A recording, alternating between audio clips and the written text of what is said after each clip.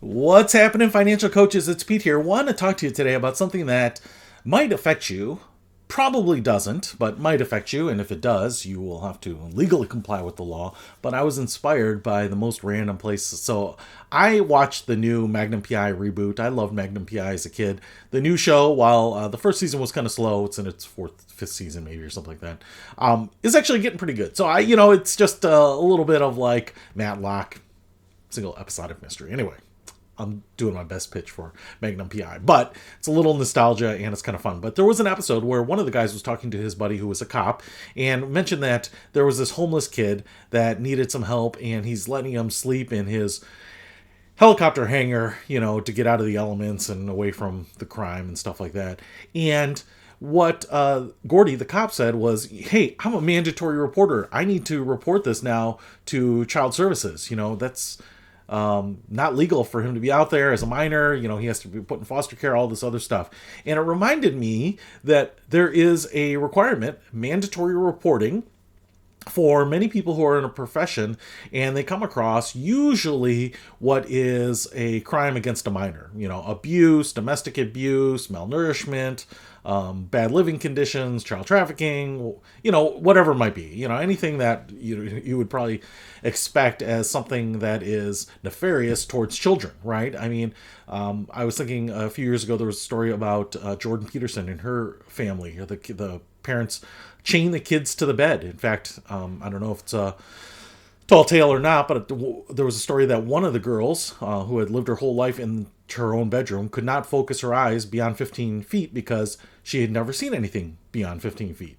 And you might remember the story of J.C. DeGard, and I don't know if these people were minors, but, child abuse happens.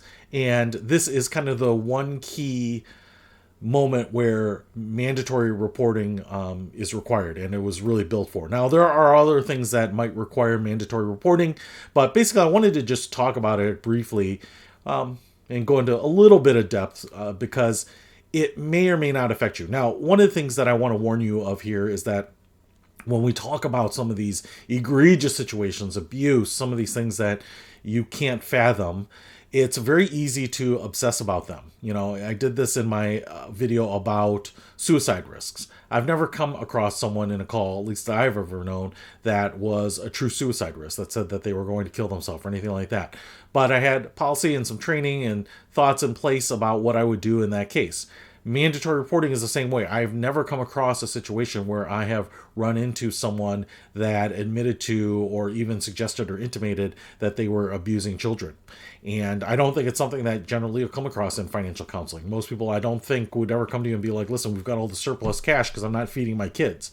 So while it's something that I think might haunt people to some degree, it's something that you're going to want to think about. It's very easy, I think, after this video to say, hey, I'm going to have to look up my rules about this and figure out what the requirements are and get all the names and numbers and websites of all the organizations that I might need to reach out to because, if this ever comes up, I want to be able to jump right on it. I don't think you have to do that. I think it's just more food for thought, as well as kind of thinking about some other ethically dubious situations. Now, mandatory reporters and reporting requirements apply usually to people in professions where they might come across evidence or suspicion of child abuse. There are other things that might trigger these things, some legal activities, things like this, but child trafficking, abuse, those types of things are really the hot triggers for this.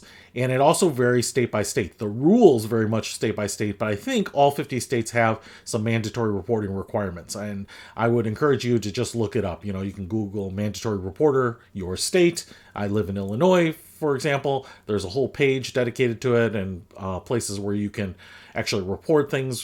So it's a one-stop shop. There's actually I believe on the webpage there's the actual act, the law that's passed, and so you can read the whole thing, the many pages of it, or at least look for the section that applies to you. So if you're a doctor, for example, and or a nurse, and you are inspecting a child, giving them a health screening or whatever, and you notice bruises and things like that, these things are identified specifically in the law and kind of broken down in some of the literature. All right.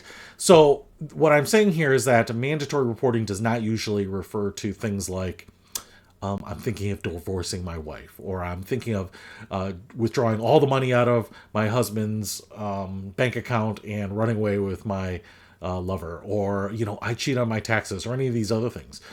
These may be ethically dubious as well, but they may not fall into the category of mandatory reporting. All right, so you'll want to have separate policies for those, because those are probably more likely to come across in some of your counseling or coaching sessions than this. But this is mostly about child abuse. Now, as an individual practitioner, you may not be aware of this, and you probably are not a mandatory reporter because you aren't licensed. So most of the law requires licensed people, licensed doctors, licensed healthcare workers, licensed therapists, counselors, psychologists. A license is usually required for most of these people. Now, in the case of like law enforcement, it applies to police officers and court officers and all these other things, right? So, you don't necessarily have to be licensed, but mostly we kind of fall into that realm of practitioners. And oftentimes our work, especially if you're working as a coach, which is usually just like a confidant, a mentor, that doesn't really fall nicely into any of these categories. Now, if you're working as an actual counselor, right, you work for an agency or something like that as a certified counselor, you can even be a licensed counselor, then you might be covered by these. You might be required to do that. Now, that being said, because you aren't licensed and maybe you're a sole practitioner and you are just working in a practice on your own, you should still probably have some of these requirements. You should probably think about these and have some of these clauses in your general coaching agreement. So the contracts that your clients sign, that you have confidentiality, but if you're doing something illegal, I'm not bound by that. If you're doing something that is in danger of the life of someone else, you can make them even broader than just protecting children. That, if you think that you need to report someone because someone's safety, or they're going after someone, or they threaten to kill someone, or, whatever it might be, or they've admitted to a crime or whatever, right? You could have that in your client coaching agreement and have your out that way, right? And in most cases, I think even if you didn't and you do the right thing, I think a criminal suing someone for ratting on them is probably something that is hard to win in a court of law, all right? So that being said, in a sole practitioner world, in a sole proprietor entrepreneur world, I think that your coaching agreement is pretty much all that you need. And then you can, if you suspect any of these things, even though you're not required to report it, you can just go to your local state's website and report it there and get the right authorities involved. Now, if you are someone, even if you're not licensed and you work for an agency, your agency may have certain policies. Again, it may not be the mandatory reporter, but maybe they have licensed people that oversee the unlicensed people. And so if you come across something, you are by policy required to report that to the licensed people, who are then required to report that to the government agencies or whatever it might be. So if you work for like a nonprofit agency, a counseling group, a company, a health company, whatever it might be, I would definitely check that if you're unsure, because they probably would require you to float that up or report it directly, or however would be the most expedited way to get some action on that, right? So that's kind of the long and short of what I think of the mandatory reporting requirement, or how it applies to financial coaches and counselors. I don't think it really applies strictly. Now, if you have some certifications, I will say, depending on which certification you have, if you have the AFC from the AFCPE, I think some of this is in the Code of Ethics. So you would, again, it's not a legal thing, but AFCPE could discipline you or kick you out or revoke your certification, right? So you want to make sure that you're abiding by the Code of Ethics and the agreements that you have when using someone else's designation. But in general, is there a legal requirement? Generally not. But the way I usually think about this is, if I'm coming across something that I think is an acute situation that needs resolution, I'm not going to necessarily sweat the legality of it. I'm not an attorney. I have a decent amount of experience that I can know when someone's cheating on their taxes, or they might just say they're cheating on their taxes, or they're doing something unethical, right?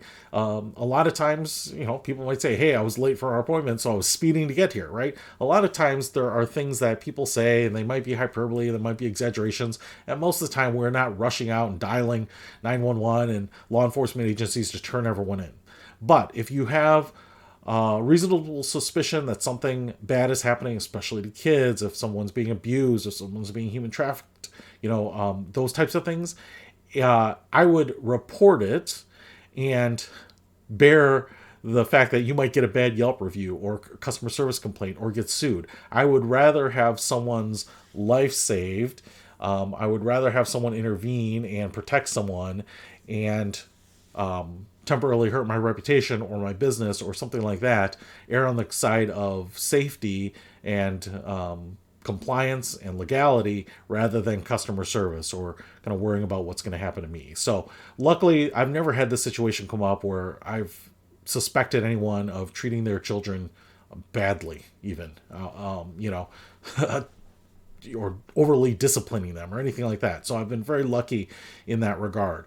But if you do think that something like this is happening, or you suspect that something else is going on, and people might not say it, right? Maybe they bring in their kid into your office or wherever you meet and they are showing signs of abuse. I might talk to someone, but again, it's something where I don't want to be the one. I'm not trained on that. I have no licensing in that.